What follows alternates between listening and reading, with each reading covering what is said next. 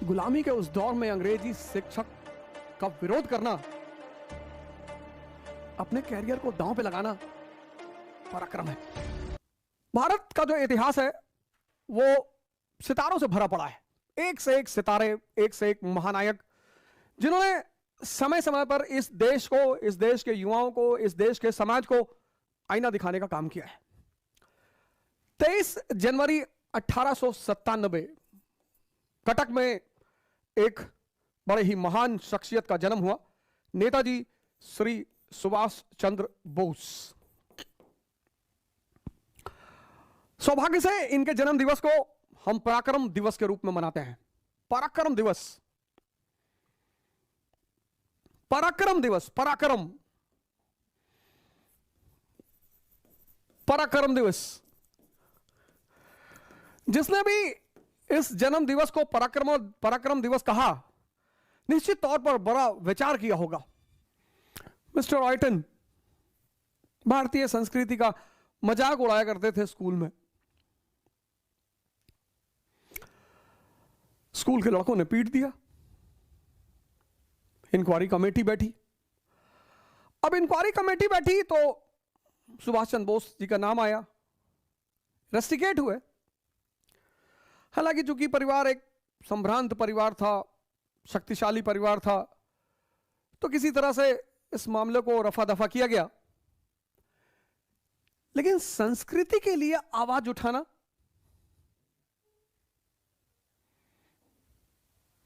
मैंने बड़े सारे मौके पे क्लास में देखा कि 98% लोग प्रतिवाद करते ही नहीं, विरोध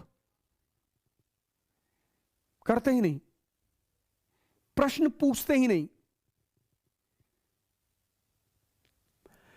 मैंने तो क्लासेस ली हैं जिसमें 700 लोग बैठे रहते थे, 800 लोग बैठे रहते थे, 1000 लोग बैठे रहते थे।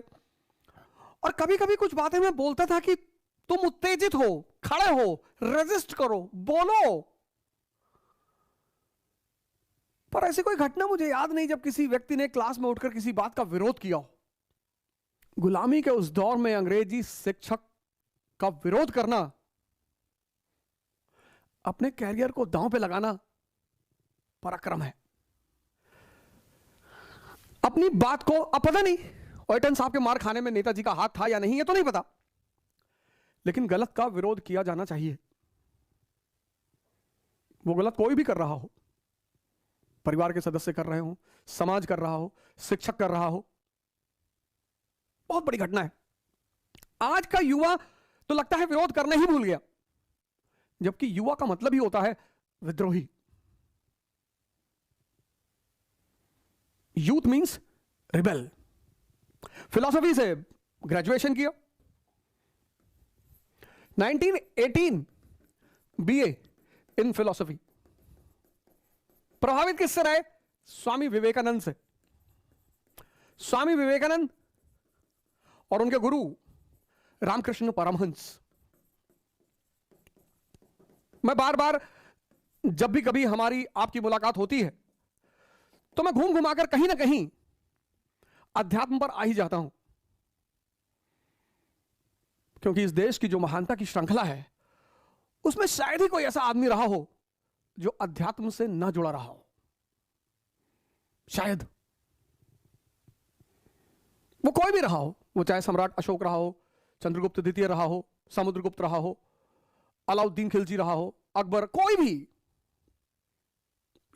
एक बहुसंख्यक महान वर्ग जो भारत का है, बहुसंख्यक महान वर्ग, अपवाद हो सकते हैं, मैं उसको डिनाई नहीं करता, लेकिन बहुसंख्यक जो महान वर्ग है उसमें से एक सुभाष चंद्र बोस जी भी हैं। सुभाष चंद्र बोस का कहना है कि जिसने प्रेजेंट में जीना सीख लिया उसका फ्यूचर महान हो गया।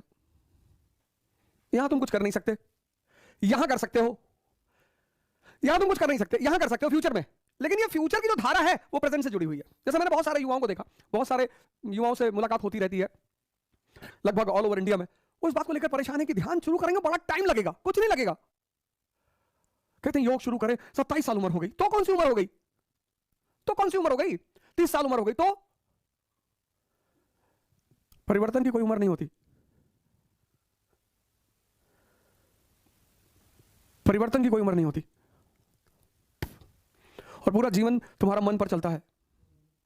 पूरा मन को बाहर कर दो, जीवन खत्म। तुम्हारा पूरा जीवन,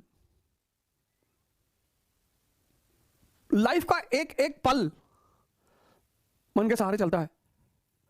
और अगर वही कमजोर हो गया तो बोलते प्रेजेंट। ध्यान भी तो यही है, प्रेजेंट में रहना। सुभाष चंद्र बोस का कहना था कि जिस भी युवा ने अपने प्रेजेंट को देख लिया, learning is a slow process. चाहे साइकिल सीखना हो, ध्यान सीखना हो, कार ड्राइविंग सीखना हो, पढ़ना सीखना हो, कुछ भी अगर सीखना है तो प्रोसेस स्लो होगी। जब वो प्रोसेस स्लो होगी तो तुम्हें लगेगा बहुत टाइम जा रहा है।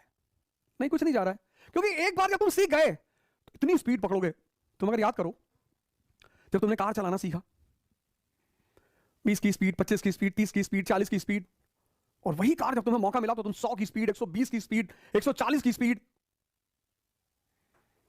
Learning is a slow process. ये बहुत बड़ा फॉर्मूला है।